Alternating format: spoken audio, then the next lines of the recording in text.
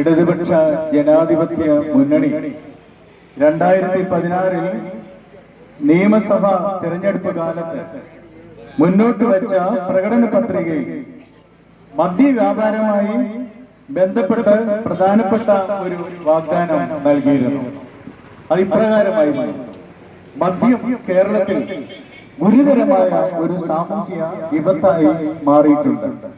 അതുകൊണ്ട് മദ്യലഹരിയും ഉപയോഗവും പടിപടിയായി കുറയ്ക്കാൻ സഹായകരമായ നയമായിരിക്കും ഇടതുപക്ഷ സർക്കാർ സ്വീകരിക്കുക എന്നാണ് അന്നത്തെ അവരുടെ പ്രകടന പത്രികയിൽ പറഞ്ഞിരുന്നത്.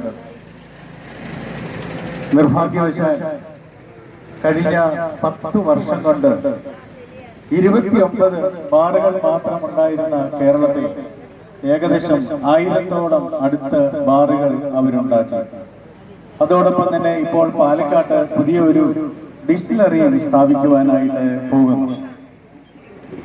ഇന്ന് 1000 കണക്കിന് ബാറുകളാണ് നമ്മുടെ നാട്ടിലുള്ളത്. അതോടൊപ്പം തന്നെ ഈ ഗവൺമെന്റ് ചെയ്ത മറ്റൊരു ചതി എന്ന് പറയുന്നത്, കഴിഞ്ഞ ഉമ്മൻചാണ്ടി സർക്കാരിൽ അവർ പാസ്സാക്കിയിരുന്ന പഞ്ചായത്ത് രാജ് നഗരപാലിക അധികാരം അത് എടുത്തു കളഞ്ഞു. അതോടുകൂടി കേരളം മുഴുവൻ മദ്യവും മയക്കുമരുന്നും ഒഴുകുന്ന ഒരു സംസ്ഥാനമായിട്ട് മാറി. ഈ ശാപത്തിൽ നിന്ന് ഒരു മോക്ഷം ലഭിക്കുവാനായിട്ടാണല്ലോ 3 ആവശ്യങ്ങളുമായി മദ്യനിരോധന സമിതി ഈ മലപ്പുറം കളക്ടറേറ്റ് പടിക്കൽ സമരം ആരംഭിച്ചത്. നിസ്സാരമായ 3 കാര്യങ്ങളായിരുന്നു. മദ്യശാലകൾ തുടങ്ങുന്നത് സർക്കാർ അവസാനിപ്പിക്കണം. പുതുതായി ഒരു മദ്യശാലയും ഇനി സംസ്ഥാനത്ത് ആരംഭിക്കരുത്. ഇപ്പൊ തുടങ്ങിയിട്ടുള്ള മദ്യശാലകൾ പടിപടിയായി അത് നിർത്തണം. രണ്ടാമത് പറഞ്ഞത് തദ്ദേശ സ്വയംഭരണ സ്ഥാപനങ്ങൾക്കുണ്ടായിരുന്ന അധികാരം പുനഃസ്ഥാപിക്കണം. മൂന്നാമത് പറഞ്ഞിരുന്നത് വളരെ നിസ്സാരമായ കാര്യമാണ്. വളർന്നു വരുന്ന തലമുറ മദ്യത്തിനും മയക്കുമരുന്നിനും അടിമകളാകാതിരിക്കാൻ വേണ്ടി അവരുടെ പുതിയ പാഠപുസ്തകങ്ങളിൽ ഈ മദ്യം മയക്കുമരുന്ന് ഉപയോഗിച്ചുകൊണ്ടുള്ള ദോഷങ്ങളെ കുറിച്ച് പാഠപുസ്തകത്തിൽ ഉൾപ്പെടുത്തണം. ഇതായിരുന്നു നമ്മുടെ ആവശ്യം. പല സന്ദർഭങ്ങളിൽ 914 ദിവസമായി ഇടതുപക്ഷ സർക്കാരിന്റെ നേതാക്കന്മാർ, മന്ത്രിമാർ പല പ്രാവശ്യം നമ്മുടെ ഈ സമരപന്തലിന്റെ മുമ്പിൽ കൂടി പോയിട്ടുണ്ടെങ്കിലും അവരാരും ഇവിടേക്ക് തിരിഞ്ഞു നോക്കിയില്ല എന്നുള്ളതും ഒരു യാഥാർത്ഥ്യമാണ്. ഇംഗ്ലീഷിലുള്ള ഒരു ചൊല്ലിന്റെ മലയാള വിവർത്തനം ഇപ്രകാരമാണ്: ലോകം മുഴുവൻ കാർപ്പറ്റ് വിരിക്കുവാൻ നമുക്ക് കഴിയുകയില്ല, എന്നാൽ അവനവനെ ചെരുപ്പിട്ട് നടക്കുവാനായിട്ട് കഴിയും.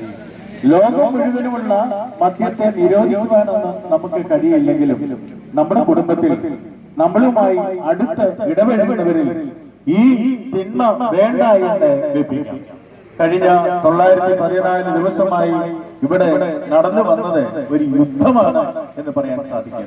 യുദ്ധമാണ്. ഈ ചെറിയ കുഞ്ഞകൃഷ്ണൻ മാഷ് പ്രസംഗിച്ചപ്പോൾ പറഞ്ഞല്ലോ, അതുപോലെ തന്നെ നമ്മുടെ സംസ്ഥാന സെക്രട്ടറി പ്രസംഗിച്ചപ്പോഴും പറഞ്ഞു, തിന്മയ്ക്കെതിരെയുള്ള ഒരു പോരാട്ടമാണ്, തിന്മയ്ക്കെതിരെയുള്ള ഒരു യുദ്ധമാണ് കഴിഞ്ഞ 914 ദിവസമായി ഇവിടെ നടന്നത്. ഈ യുദ്ധമകത്ത്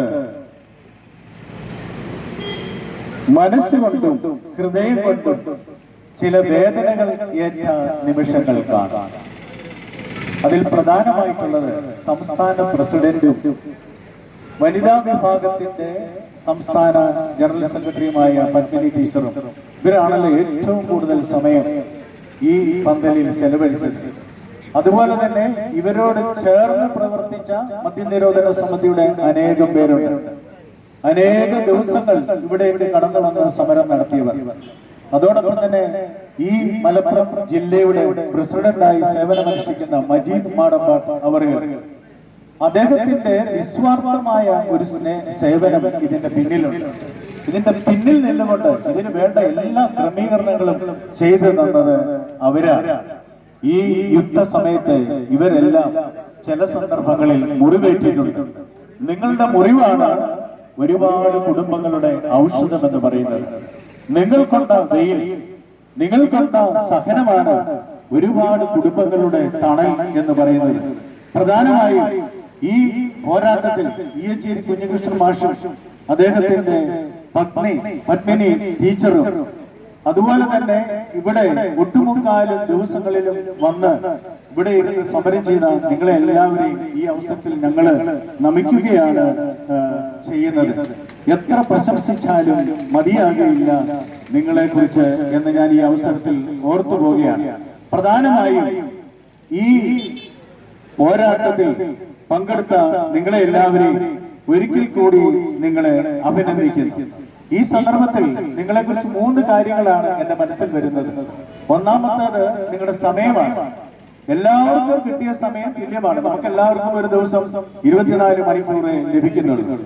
എന്നാൽ മറ്റുള്ള മനുഷ്യരുടെ ജീവരക്ഷയ്ക്ക് വേണ്ടി സമയം ചെലവഴിച്ച കുറെ വ്യക്തിത്വങ്ങളാണ് കുഞ്ഞികൃഷ്ണ മാഷും പത്മിനി ടീച്ചറും ഇവരോട് ചേർന്ന് ഇവിടെ സമരം ചെയ്ത വലിയ നേതാക്കന്മാര്.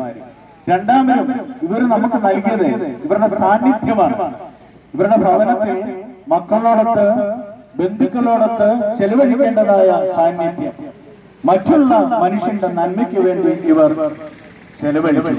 അത് ഞങ്ങൾ ഈ അവസരത്തിൽ നന്ദിയോടെ ഓർക്കുന്നു. മൂന്നാമത് ഇവർ ഏറ്റെടുത്ത സഹനമാണ്. ഒരുപാട് കുടുംബങ്ങളിൽ സന്തോഷമുണ്ടാകുവാൻ, ഒരുപാട് കുടുംബങ്ങളിൽ സ്നേഹം നിലനിൽക്കുവാൻ, ഒരുപാട് കുടുംബങ്ങളിൽ സമാധാനത്തിൽ ജീവിക്കുവാൻ ഇവർ സഹനത്തിന്റെ മാർഗം സ്വീകരിച്ചു. നിങ്ങളോട് ഞങ്ങൾക്ക് പറയുവാനുള്ളത് നിങ്ങളുടെ സമയവും നിങ്ങളുടെ സാന്നിധ്യവും നിങ്ങളുടെ സഹനവും ഞങ്ങൾക്ക് ബലമാണ്. ഒരുപാട് കുടുംബങ്ങൾക്ക് ആശ്വാസമാണ്. നിങ്ങൾ ഇവിടെ നടത്തിയത് ഒരു മതിൽക്കെട്ടാണെന്ന് ഞാൻ പറയും. ഒരു മതിൽക്കെട്ടാണ് നിങ്ങൾ ഇവിടെ നടത്തിയത്. ലഹരി എന്ന തിന്മയ്ക്കെതിരെയുള്ള ഒരു മതിൽക്കെട്ടൽ. ഇതിൽ അല്പമായോ അധികമായോ ചേർന്ന് നിന്ന എല്ലാവരെയും പ്രത്യേകമായിട്ട് അഭിനന്ദിക്കുന്നു. അതോടൊപ്പം തന്നെ സാമ്പത്തികമായും ശാരീരികമായും മറ്റു പല രീതിയിലും ഈ സമരത്തിന് പിന്തുണ നൽകി സഹായിക്കുകയും സഹകരിക്കുകയും ചെയ്ത ഏവരുമുണ്ട്. ഇവരെ എല്ലാവരെയും പ്രത്യേകമായിട്ട് മുക്തകണ്ഠം അഭിനന്ദിച്ചുകൊണ്ട് ദൈവാനുഗ്രഹങ്ങൾ നേർന്നുകൊണ്ട് എന്റെ വാക്കിനെ ഞാൻ ചുരുക്കുന്നു. നന്ദി, നമസ്കാരം.